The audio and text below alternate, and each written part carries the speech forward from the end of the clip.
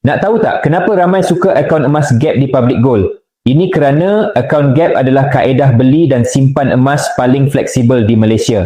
Jika tuan nak simpan emas tapi bajet kecil, ni cara paling mudah dan patuh syariah. Beli serendah 100 dan kumpul emas sikit-sikit tanpa perlu simpan sendiri. Siapa yang sesuai, orang yang baru nak mula simpan emas, bajet kecil tapi nak kumpul emas secara konsisten. Nak simpan emas tanpa fikir soal keselamatan. Jadi save video ini siap-siap sebab saya nak tunjukkan step mudah supaya tuan boleh asingkan simpanan jadi emas di Public Gold. Yang pertama, buka akaun di Public Gold, isi info di beg biru dan saya akan bantu tuan buka akaun emas di Public Gold. Pendaftaran adalah percuma dan akaun tuan hanya akan aktif bila tuan menyimpan emas pertama kali di Public Gold. Baik, lepas pendaftaran akaun, tuan akan ada akses untuk login ke dalam apps Public Gold. Di apps nanti, tuan boleh sahkan akaun dan login guna IC sendiri tanpa dash sebagai username dan password sementara.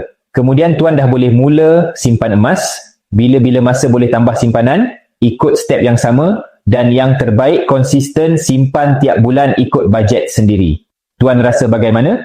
Bagi tuan yang dah bersedia nak menyimpan emas, akaun Gap boleh mula dengan serendah RM100 atau 1 gram sebulan. Nak mulakan simpanan emas di Public Gold, boleh hubungi saya dengan isi info di beg biru. Saya personally akan guide tuan untuk tunjukkan langkah dan cara menyimpan emas yang sesuai dengan matlamat simpanan. Dulu ragu, kini tahu. Jom simpan emas